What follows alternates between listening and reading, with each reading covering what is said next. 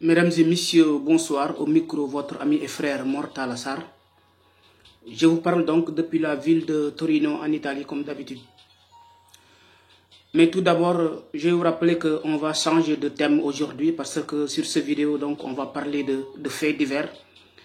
de l'actualité qui a secoué donc, la justice italienne dans les années 2001, mais surtout aussi l'actualité qui à l'époque avait défrayé la chronique au sein de la communauté sénégalaise qui vit donc dans la province de Novara, ici en Italie, exactement dans la ville de Invorio. Vous savez, à l'époque, c'était un fait divers dont les médias italiens ont beaucoup relaté, ont beaucoup parlé, donc que ce soit la presse écrite, mais aussi donc les télévisions. Un fait donc qui avait défrayé la chronique de l'histoire judiciaire italienne. Comme vous le savez, il s'agit de l'affaire Mohamed Sow, alias Modou, donc un jeune Sénégalais qui était venu en Italie en 1998, alors qu'il est né en 1973. Donc il avait juste 25 ans. À l'âge de jeune, donc il est venu en Italie. Et comme vous le savez, ce qui a suivi, en 2001, exactement le 16 mai 2001, Mohamed Sow n'a plus laissé de traces. Il a disparu complètement, donc on ne sait où et ce qui s'est passé. Et vous avez vu donc les enquêtes qui ont été menées à l'époque par la police italienne jusqu'à condamner des personnes, des enquêtes donc qui ont abouti à ce qu'il a été assassiné et donc son corps a été dissimulé. Et aujourd'hui donc on va tenter de vous expliquer le fond du dossier et les dernières mises à jour. Vous avez vu que récemment en Italie on parle donc de découvertes macabres, donc des restes humains, et malheureusement ces restes ont été examinés et ce que ça a donné, il s'agissait proprement donc de cet ouvrier sénégalais qui à l'époque était porté disparu. On va donc tenter de vous expliquer donc le début du problème, mais aussi les dernières mises à jour qui se sont succédées. salaamaaleykum mbokk yi ziar naa leen bu baax a baax, man la seen mbokk talibé Mor Talla Sarr, maa ngi leen di nuyu di leen ñaanal yéen ñëpp donc depuis Torino. Alors tey nag dañuy changer un peu de thème, comme maa leen ko digoon semaine bu le passé que ne dinaa wax ci histoire Mohamed Sow, le jeune sénégalais bi ñëwoon en Italie en 98 te 2001 mu disparaître, te xam ngeen ni enquête bi demee après ak li ci am yépp. Alors tey loolu lañ bëggoon a leeral mbokki talibé yi, donc li ci xewoon au début ak ba fi enquête bi mujj ci jamono ji ñuy wax ak yéen. Donc pour def benn rappel bu ndaw rek, Mohamed Sow jeune sénégalais la woon bu duggoon Italie, teel a dugg Italie macha allah en 98 la ñëw Italie, donc 98 rek mu commencé liggéey donc ba 2001. donc bi muy ñëw Italie il avait juste 25 ans, donc à l'âge de jeune la ñëwee Italie commencé liggéey, nekkoon ci benn province bu ñuy wax la province de Novara, ci benn ville bu ñuy woowe Invorio. donc Invorio dëkk bu ndaw la, ñu nekk zone boobu war nañ koo xam. donc nelle vicinanze di Oleggio Castello, Paruzzaro, Invorio, Dormeletto, donc dëkk yooyu yëpp Gozzano, donc yenn dëkk yi la pratiquement ñoo takkaloo ci province su Novara, nekk dans la région de Piemonte, nga xam ne Torino bii ma nekk moom mooy capoluogo bi. alors fait yi noonu la demee, Mohamed Sow 98 la fi ñëw, donc commencé liggéey ci benn ditaa bu ñu doon wooyee Pulli Metal. ditaa bi moo ngi nekkoon dëkk bu ñu wooyee Paruzzaro, amoon ñaari njaatige yoo xamante ni ñoo ko moomoon, mu nekkoon fa di liggéey ak ñeneen. alors li xew mooy ñu def li ñuy wooyee tuuti rétrospective des faits. en 2001 le 16 mai 2001, alors Mohamed Sow dafa bàyyeekoo këram ci Invorio dem di liggéey ci donc entreprise boobu ñu wooyee Pulli Metal te nekk Paruzzaro ak Invorio pratiquement 10 minutes de voiture la. boo yoree vélo mën nga koo dox. alors ci noonu rek donc gisatuñ ko, déggatuñ ko, amatuñ benn trace ci moom depuis le 16 mai 2001. donc xam ngeen ne à l'époque la communauté sénégalaise xaw ñu woon a bari, pratiquement bari wuñ fi woon noonu, wala donc maîtrise langue bi carrément amutoon ba mën a xam procédure yi ñuy def, wala toog ñu baree bari peut-être ñimewuñ génn ñime gi, wala amuñu woon génn fit gi. donc gars yi liggéey dugg seen kër yi lañ taloon. boo leen doon wax carabinieri mbaa buñ gisee oto carabinieri sax bëgg a tàqali ko moom, te ñu jub lañu woon doon liggéey am seen i kayit. donc intégration bi demewutoon carrément ni mu waroon a demee ba à ce que enquête yi ñu commencé ko déclencher. donc bi loolu amee Mohamed Sow kenn gisatu ko, le 16 mai lañ ko gëj a gis 2001. donc ñu def dénoncia au niveau des carabinieri, donc les gendarmes italiens def donc communiqué dem ci presse bi dem ci télé yi, mais rien. Jusqu'à ce que dossier bi nak donc est devenu donc dossier bu sérieux ci noonu la procure de Verbania per l'intermédiaire de son ministère public ñu koy wooye donc Fabrizio Arzantieri donc autosaisir commencé donc ubbi enquête ñu xool exactement nag donc lan moo xew ci kaw Mohamed Sow bi nga xamante ni bii donc ay fan ay weer ñi ngi dem te kenn xamut ci lu mu nekk kenn gisu ko. Donc au début hypothèse bi ñu doon avancé moom mooy allontanamento volontario, donc mooy maanaam donc koo xamante ni donc da nga dem volontairement jóge ci dëkk bi wala nga dem feneen, parce que fii tamit loi bi en Italie su fekkee da nga majeur donc am nga droit dem fu la neex sans que ñu lay rechercher wala dara. Alors bi ñu defee ay enquête gis ne yenn ci ay documents moo ngi woon këram, donc piste boobu ñu teel ko écarté te woote nañ Sénégal ñu ne nekku fa. Alors ñu xam ne kon léegi nekkatut piste donc allontanamento volontario, maanaam nit koo xamante ni da ngaa demal sa bopp sa coobarey bopp. Donc ci noonu affaire bi donc commencé sérieux, la procure de Verbania ubbi enquête. Donc ci enquête boobu noonu ñu commencé ci fa mu doon liggéeyee, déglu ay xaritam, déglu fa mu dëkkoon, dem fa mu doon liggéeyee. Effectivement bi ñu demee fi mu doon liggéeyee donc def fa ay enquête, def lu ñuy wooye donc sopralogo, donc inspection des faits. xam ngeen ne fii en Italie am na benn police scientifique bu sophistiqué, donc te ñu nekk Rimini Parme, excusez-moi, ñu leen di wooye donc Iris di Parme, nga xam ne donc la police scientifique la bi gën a mag, ñoom ñuy examiner def sopralogo li ñuy wooye donc état des lieux. bi ñu ñëwee ci entreprise bi mu doon liggéeyee donc police scientifique yooyu ñu gis ne pratiquement moom fi mu doon liggéeyee poste bi mu nekkoon di fa liggéey dañ fa isolé donc lenn ci deretam, ay deret yoo xamante ni moom moo ko moom. Donc bi ñu examiner deret jooju effectivement donc péritio bi maanaam donc expertise bi joxe ne deret bi deretu Mohamed Sow la. ci noonu automatiquement rek élément de preuve donc benn feeñ, la procure di Verbania toujours par l'intermédiaire du ministère public Fabrizio Arzantieri autosaisiru ubbi benn dossier bu ñuy wooye donc omicidio et occultamento di cadavere, donc ci jargon italien la de la justice italienne. En français moom la ñuy wooye donc homicide suivi de dissimulation de cadavre, donc rey nit ba pare sàkkal pexe donc kooram. moom moo nekkoon donc chef d'imputation bi nga xamante ne bi moom le procureur formulé woon à l'époque. ci noonu ñu commencé def donc ay indagine, commencé mener ay enquête, déglu leen kenn ci njaatige liggéeykatam yooyu bi ñu ko dégloo dane moom jour 16 mai 2001 moom moo gunge Mohamed Sow ba ci centro Invorio ci otom bàyyi ko à 100 mètres ci këram. Alors bi ñu vérifié gis nañ ne loolu amut. beneen datore di lavoro bi ñoom ñaar ñëpp donc ay calabrese lañ, per privacy duñ tudd seeni tur. donc moom tamit kenn ki nee na Mohamed Sow dafa bëggoon a démissionner ba indi woon donc lettre de démission, donc li ñuy wooyee lettre di licenziamento. Alors bi ñu vérifié toujours avec la perizia ci donc kuréel gi nga xamante ni bi ñoom ñoo yor li ñuy wooye donc les formalités administratives entreprise boobu, gis nañ ne lettre boobu proprement bi ñu defee perizia calligraphique maanaam ci mbind mi gis nañ ne donc Mohamed Sow binduluwu ko, kenn ci datore de lavoro yi moom moo bindoon lettre boobu, donc loolu false la, piste bu amut la. ci noonu donc la leen procureur donc inculpé, donc placé leen donc sous mandat de dépôt comme ni ñu koy waxee. donc bi loolu amee tamit ñu commencé mën a enquête yi, ñaar ñooñu bi ñu leen jàppee arrêté leen commencé mën a enquête yi, donc jusqu'à approfondir enquête yi, mais toujours rek gisuñu dara lu bokk ci Mohamed Sow lii di kooram, gisuñu ko, amuñ ci moom benn nouvelle. bien vrai que donc procureur ubbi na enquête donc pour homicide et meurtre suivi de dissimulation de corps. ci noonu donc lañ leen arrêté ñaari datore di lavoro yooyu moomun dita boobu ñu doon wooyee Pulimetal nekk Invorio. bi ñu leen arrêté effectivement donc enquête yi aboutir à ce que bañ dem procès. xam ngeen ne fee la woon boo xamante ni bi dem nañ ci plus de 7 procès dem nañ ko. procès bu njëkk bi donc dañ leen a condamné à 16 ans en 2009 via définitif, parce que dañoo reconnaître ne dañoo coupable des faits, bien vrai que donc gisuñu benn élément buy wane ne donc ci Mohamed Sow la bokk kooram la war a dara. Alors bi loolu amee avec seeni avocat donc ñu topp ci recours yéeg wàcc depuis 2001 ba 2009 ci noonu. donc bi ñu defee recours alors ñu examiner waat procès bi xoolaat ko, xam ngeen ne dem nañ ci 7 procès yoo xamante ni donc ay recours la, cour d'appel, cour de cassation, ba en 2014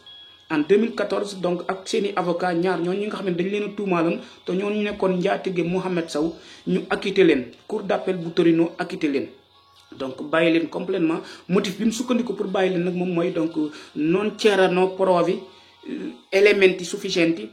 a carico nei loro confronti maanaam amutoon benn élément de preuve boo xamante ni mën nañ cee sukkandiku pour téye leen ci kaso bi ndax élément de preuve bi gënoon a concret te mooy corps bi donc kenn gisu ko ci noonu lañ leen libéré ñaar ñooñu nga xamante ni bi ñoom ñoo moomoon donc entreprise boobu noonu te suñ mbokku sénégalais boobu doon fa liggéeyee donc fee yooyu moo ngi am entre 2001 ba 2014 2015 alors kon mën nañ ne Mohamed Sow bi mu réeree rek en 2001 donc 14 ans après donc ci lañ bàyyi ñi nga xamante ni bi jàppoon nañ leen te accusé woon leen xam ngeen ne donc chef d'accusation bi ñu leen inculpé woon waxoon nañ leen ko moom moo nekkoon homicidio preterintenzionale moom la ñuy wooyee donc en français homicide involontaire parce que gisuñu kooram ci noonu lañ leen tëjee woon donc procureur bi à l'époque chef d'accusation yooyu la formulé woon. alors bi loolu lépp xewee nag xewee ci diggante boobu noonu ñu dem ba 2015 ñu acquitté leen li tubaab di wooyee fii en italien donc assolti via definitiva ndax dañu gis ne amutoon benn élément de preuve nay loro confronti maanaam ci seeni charge ñoom amutoon benn élément de preuve buy wane ne donc lii ñoom ñoo ko def surtout que kooru Mohamed Sow 15 ans après xamuñu gisuñ ci moom lu bokk ci Mohamed Sow. alors xam ngeen ne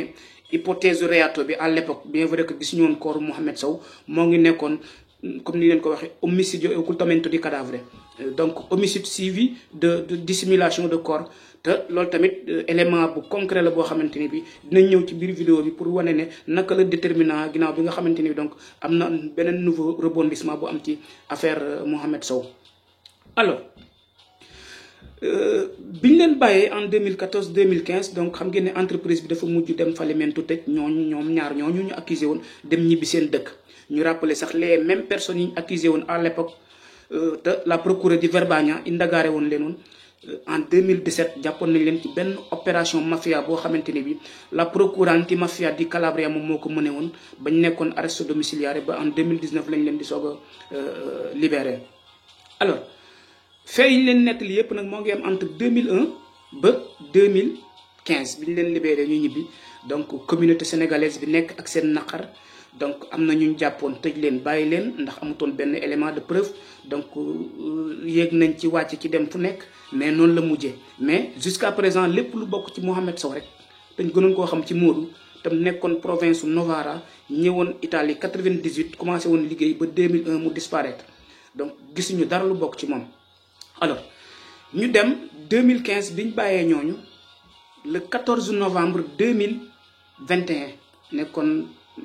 praticamente fine primavera le 14 avril excuse-moi le 14 avril 2021 bi ñu passé mu am benn dëkk bu nekk ci nelle colline di Novara parce que ku xam zone boobu xam ne ne ay colline la tra Gattico et Olleggio Castello donc am benn paa bu doon doxantu ak xajam alors ci biir àll bi gis fa ay desitu nit maanaam lu mel ni crâne ak ay yax crâne maanaam bopp yax bi nga xamante moom moo composé bopp bi mu gis ko bi mu ko gisee ñu ngi ko dugal ci benn saak gas benn pax dugal ko ci donc muy feeñ suul ko ak suuf automatiquement rek donc fii en Italie la loi fi am yu mel noonu boo ko gisee li ngay njëkk a def mooy donc woo les autorités woo la police donc la gendarmerie aussi ñu aviser donc le maire de Olleggio Castello ci àll bi nga xamante ni ci lañ gisee res yooyu. bi loolu amee donc la police scientifique ñëw ñu isoler reste yooyu jël ko yóbbu ko mais automatiquement rek comme sujet bi dossier bi dañ ko tëjoon depuis 2015 te bi loolu amee donc biñ trouvé des ci nit yooyu nga xamante ni bi kenn ci tubaab bu doon doxantu moo ko gis donc ñu yëgal ko la procure di Verbania bi yoroon kaawu Mohamed Sow donc automatiquement rek procureur ubbiwaat donc beneen dossier boo xamante ni donc pour gën a leeral yax yooyu kan moo ko moom ak desitu nit yooyu kan moo ko moom.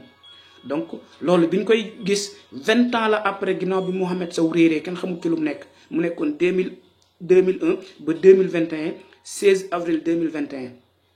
donc procureur encore autosaisir ubbi enquête mais ci biir enquête bi dafa santaane subitement li ñuy wooye donc peritia mooy expertise mu ordonné à ce que l'expertise soit faite sur donc ci reste nit yooyu ñu xam exact kan moo ko moom ndax xam nañ ne en 2001 benn ouvrier sénégalais réeroon na ci zone bi te ba tey kenn gisu ko. expertise nag xam ngeen ne bi ñu koy wax fii nii donc moom la italien di wax donc la peritia xam ngeen ne fii Italie am na koo xamante ne bi xam-xamam daf cee màcc xarañ ci donc mu nekk ci direction bu ñuy woy donc Labanov moom mooy laboratorio di anthropologia e di odontologia forense nekk médecin légal italien di ko wax donc médico légale nekk anthropologue mais tamit nekk directeur du Labanov bi nekk université des études de Milan ñun ñëpp ñu xam ko képp kuy suivre donc les faits saillants de la chronique judiciaire italienne xam nga ku ñuy woy donc Cristina Cattaneo donc soxna sa jigéen la joo xamante ni moom xam-xam loolu la rek mooy déterminer ay restes humains kan moo ko moom ak ay ADN ak fan la dëkk ak kii kan la donc ci noonu procureur Verbania ordonné à ce que restes yooyu ñu yóbbu ko université laboratoire bi nekk Milan pour ñu examiner ko xam ngeen ne tubaab yi dañu xarañ te dañu tey yàkkamti wuñu seen dara bi loolu amee alors périzia bi comme procureur daf ko santaane muy expertise donc ñu commencé nekk ci liggéey bi yax yooyu ak desit nit yooyu ñu ngi ko trouvé woon ñu ngi ko gisoon ci àll bu ñuy wooye donc Oleggio Castello le 16 avril 2021 donc ñi ngi ci pratiquement décembre ba le 24 novembre bii ñu génn donc boobu ba tey ñoom ñoo ngi woon ci périzia bi di liggéey périzia nag xam ngeen ne ci la ñuy defee autopsie def ci donc ay analyse examiner carrément donc lan kan moom yax yi alors ci biir périzia bi gis nga temps bi ñu jël pour def la périzia avril ba pratiquement novembre presque 8 mois donc ñu soog a génne ay résultats alors résultat périzia bi nag bi mu génnee donc liñ transmettre à la procure di Verbania moom mooy teschio bi ñu trouvé ci àll bi maanaam teschio mooy crâne yaxu bopp nit ak lenn ci ay yaxam ku ñuy wax Mohamed Sow moo ko moom nekkoon ouvrier bu réeroon en 2001 fii ci Italie dans la province de Novara mais nag ñu bëri nag da leen di jaaxal parce que ñu ngi posé wu la question comment se fait-il ku disparaître depuis 2001 20 ans après ñuy gis ay yaxam fii Europe la donc dafa am lu ñuy woowee donc expertise am donc des médecins légistes am ay anthropologue am ay chercheurs yépp yoo xamante ni lépp ci bokk ci nit mën nañ ko déterminer surtout que Mohamed Sow nekkoon na ci dans le fichier database ñu koy woowee donc la base des données duggoon na Italie en règle donc am donc enquêteurs yi donc ak chercheurs yi amoon donc li ñuy woowee donc ay empreinte am ak lu bokk ci moom surtout que nee naa leen bi problème bi amee rek Iris di Parme bi ñu ñëwee ci dita bi dañ fa isolé woon li ñuy woowee donc trace DNA maanaam deret boo xamante ni bi moom moo ko moomoon biñ ko comparé donc ak yenn ci ay donc trace am loolu aussi lu déterminant la woon ci périzia bi donc biñ confronté trace boobu risque isolé woon ak teschio bi ñu gis ne donc même ADN bi la compatible na à 90%. mais loolu rek doyut donc enquêteurs yi dañu ak anthropologue yi dañu fexe ba dem ci hôpitalu Borgoma Nero ci archives yi ñu gis ne suñ mbokku taalibe bi di Mohamed Sow en 2001 dafa defoon benn accident ci tali bi ba am ci yenn gaañu yi rek tellement tax ko woon a garaaw ci bopp bi alors bi mu demee hôpitalu Borgoma Nero donc ñu defal ko ay examen yu ñuy woy donc radiographie bi nag bu différent la parce que en général radiographie moom mooy donc examen boo xamante ni sa organes yi humains yi lay xool mais rajo bi ñu ko defal moom la ñuy woowee fii en Italie lastre xam ngeen ne donc examen radiographique la boo xamante ni day gën a concentré wu ci yaxi doomu aadama bi sa crâne sa bopp sa squelette ak yépp archive yooyu nag en 2000 la woon bi mu defee incidente stradale donc mi ngi woon ci hôpitalu Borgoma Nero alors bi loolu amee enquêteurs yi ba tey ak anthropologue yi par l'intermédiaire donc du médecin légiste bi def autopsie bi ñu koy woowee donc Cristina Cattaneo donc ñu jël lastre yooyu comparé ko ak teschio bi ñu trouvé Oleggio Castello mu compatible donc résultat yi ak science wane ne kii ñëwoon ci hôpitalu Borgoma Nero def fi donc examen bi ñuy woowee lastre te ñu xooloon bopp bi doon ko defal rajo donc archives yi ñu yor ci seen hôpital te Mohamed Sow defoon ko en 2000 donc teschio bii nekk ci radiographie bi mooy même teschio bii ñu for ci àllu Castello Oleggio Castello donc facteur bu déterminant la woon donc buy wane na à 100% kon suñ mbokku taalibe boobu moom lañ suuloon foofu depuis 20 ans ñuy soog a gis ay restam mu nekkoon nouvelle bu metti mais li ci gën a metti nag moom mooy autopsie bi lim génne autopsie bi dafa wane ne carrément ne parce que bu leen fàtte ne chef d'accusation yi à l'époque la procure di Verbania aveva indagato per omicidio e occultamento di cadavere maanaam meurtre suivi de dissimulation de cadavre effectivement médecin légiste bi mu defee autopsie dañu gis ne Mamadou Sow lenn ci partie bopp bi dafa fracassé wu maanaam dafa toj ci kanam gi ak partie postérieure bi donc dafa recevoir ay objets métalliques yoo xamante ne bi moo causé son décès maanaam ay coups donc loolu dafa feeñ ci autopsie ginnaaw bi ñu defee donc autopsie bi ci testio boobu nga xamante ne bi moom moo nekkoon l'essere ipotesi di reato per il quale ha indagato la procura di Verbania donc à l'époque ni autopsie bi génnee li xew ci bopp bi noonu la ko procureur bi formulé woon ci bi mu doon donc enquête ci ñaar ñi nga xamante ne bi ñoom lañ accusé woon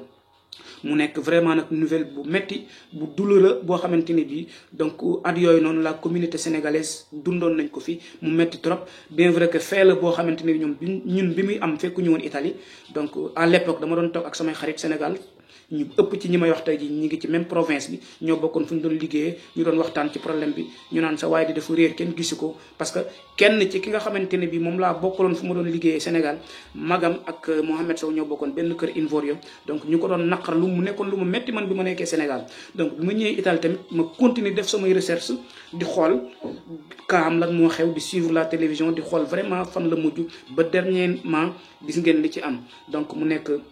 nouvelle bu metti boo xamante ne bi donc